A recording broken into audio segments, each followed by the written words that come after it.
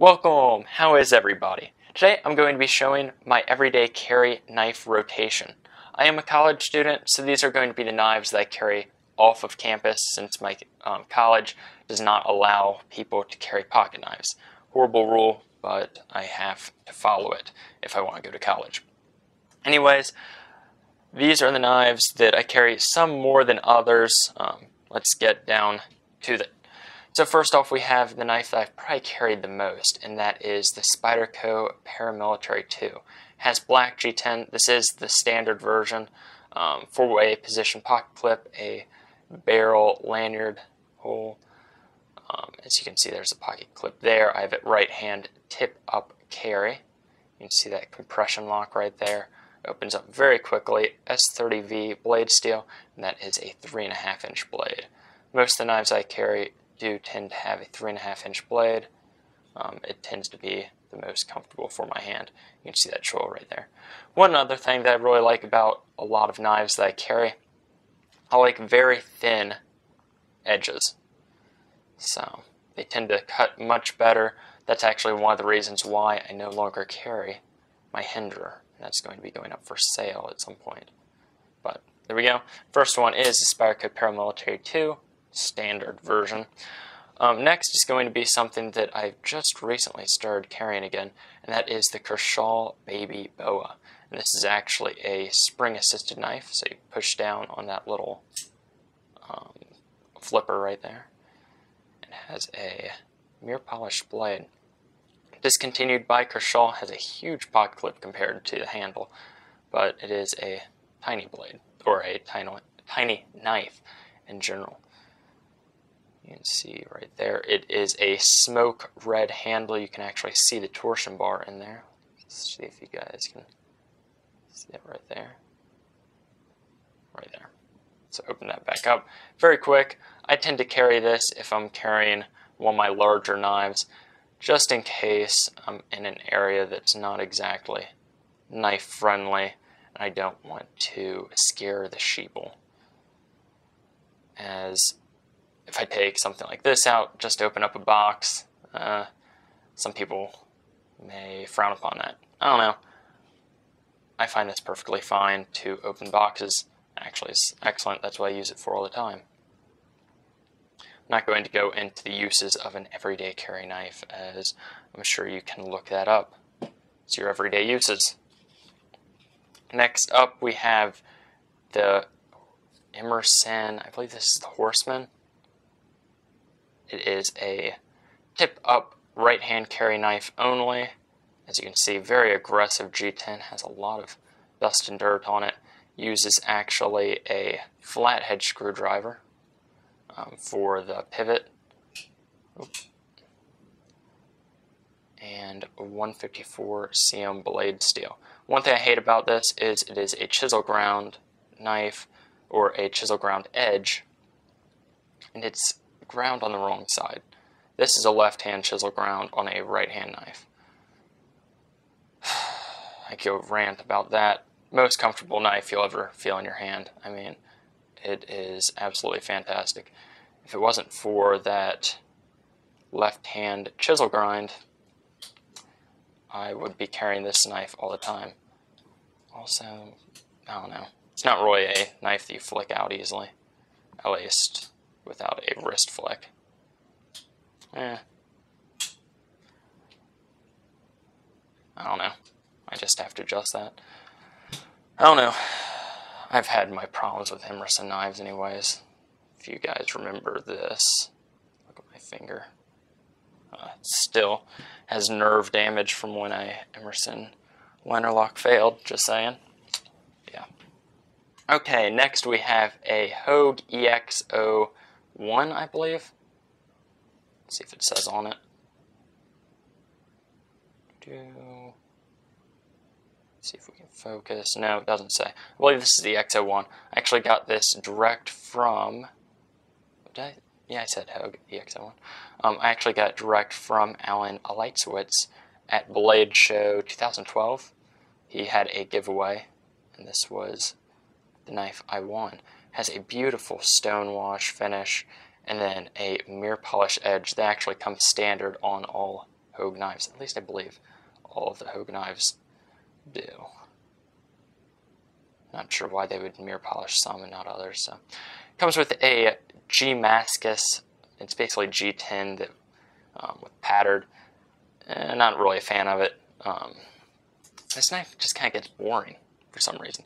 I wish they made it like micarta or something, kind of like that. But I don't know. Or just flat black G10. I don't know. I don't really like the G-Mascus. A lot of people don't. Although it does lock open. As you can see, button lock. Right hand, tip up, tip down carry. 154 CM blade steel, made in the USA. I believe all these knives are made in the USA so far.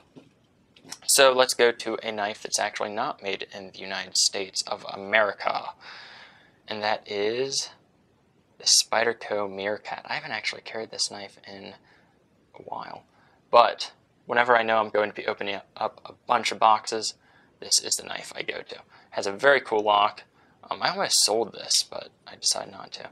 Has the Spyderco S-shaped blade, and this is actually made in, let's see if we can, Seki City, Japan. By Spyderco. Uses all 6, it looks like. Let's see. Yeah, all 6 stainless. So, not the best blade steel. Let's see if it will actually focus again. Okay. Yeah, it uses all 6 blade steel, but look how it fits in the hand. Oh, perfectly. And that is fantastic for opening up boxes. You just can take that, open up tape very easily. How this closes, you actually put your fingers right here and push the scale forward, and the blade goes in. So it's actually just like a back lock because it brings up this back spring. Just function the back lock a little bit differently, or a lot of bit differently. Also has like a low rider clip, right hand and left hand, tip down carry only. As you can tell, this is kind of a different video than I normally make, talking, I don't know, more or less. It's, I think, 1 o'clock here, 1 a.m. maybe. Let's see. 12:49. So, yeah. Next we have the Strider SNG flamed titanium. I just love that flamed titanium. Very cool. With a brown or tan G10. And you can see that is one piece. I don't know. Is it needed? Probably not. Is it cool? Yeah. One thing I don't like about this knife, you can tell how hard use I've used it. It's been used so much. And it has lock rock. If you can't tell, I was being sarcastic.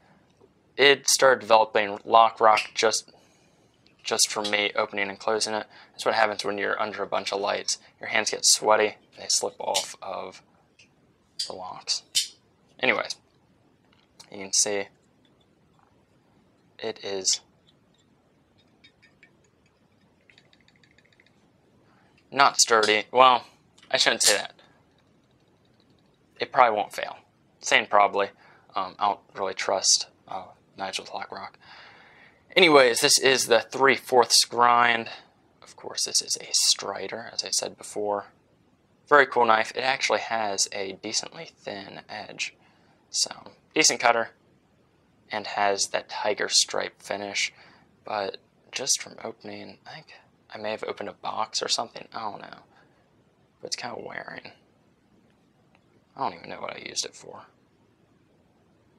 But it already has some wear on it. What do I think about it? A little off center. I don't know. Probably will end up selling it. Not really a fan of a knife. It develops lock rock. Well, I'm not really a fan of a $400 knife that develops lock rock just from me opening it 100 times. Yeah. I know. I can send it back to Strider. He'll fix it. Do I want to do that? No, it's going to cost me like $12 or more just to send it in. Yeah, anyways, could go over a rant. Actually, I'm going to make a video on this knife and probably just rant. Okay, probably won't rant. I'm going to say the things I like, dislike, and then a little bit of ranting. Maybe 5 minutes of ranting. Oh, goodness. Anyways, let's get to my favorite knife, and this is the one I carry the absolute most. Oh, I love this knife. This is the Microtech LCC Dual Action Hidden Release. I really want to get another one of these with carbon fiber and stone wash or black blade. I don't know. I want to get a second one of these. So this is a micarta handle, titanium bolsters. You can see that Lightfoot pocket clip with the shark logo. This has been used a lot. You can see that was originally bead blast. That is all usage marks.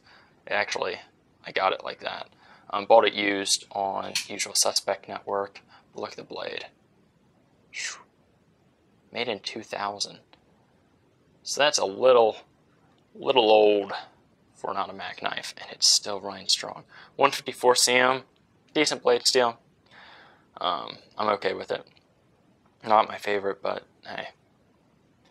And then look how thin that edge is. Oh, yes. That is one of the thinnest edges I've ever felt. Microtech, at least their older knives, had fantastically thin edges. I mean, the knife didn't even need to be sharp, and it would still be cutting sharp, or shaving sharp, just because of how thin that edge was, even if it was being dulled. If that made any sense to you guys, I don't know if it did, and it doesn't really matter if it did to me, because, yeah. You can see those thumb studs, and that titanium liner. You can see how early it still is. It's 2014, right? So that's a 14-year-old knife. Wow. And my favorite part, oh, it's an automatic? Oh yeah, it is. It is an automatic. Oh gosh, love this knife. Very nice jimping, not super aggressive, but you're not gonna slip using this knife. I don't really know why you would be using it for something that it would slip out of your hand. Never really understood why people want super grippy knives. One thing I did notice though is if you take your finger, you can actually catch it on the tip of the liner lock. So you can see right there. Kind of just something I noticed. Not really a problem. Focus. Anyways, it's 15 minutes into this video. I've actually had a lot of fun with this video. I've been kind of getting bored filming, as you guys can probably tell. Yeah, if you've watched this long, thank you. I'll see you guys later. Well, actually, I have one more knife. I would carry this one, the Microtech CMTX5. However, serrations. The thenextarcher is sad because of serrations. Otherwise, this fantastic knife by Microtech. This is what happens when I'm tired. I just forget everything. And apparently, I can't open an Emerson either. There we go. I know somebody's going to comment about that in the description below. But see that carbon fiber. This is also a dual action automatic. Fast. 2004. This one has been used and abused. Not by me. I don't think I've actually... I was about to say I've never actually carried this, but I did carry it to the Central Kentucky Knife Collectors Show, because that's where I actually bought it, and I brought it the next year. And it was kind of like a good luck charm or something, because I ended up buying a titanium Zippo for like, I think it was $10, $5 or $10, I don't know. So it worked. I should carry it again this year, because it is actually coming up 2 weeks maybe, next Central Kentucky Knife Collector Show. I don't know. Anyways, thanks for watching. See you guys later. Have a great day. And yeah, bye. Wait, What's your everyday carry rotation? Put that in the description below. You're probably all already gone, but see ya. Bye.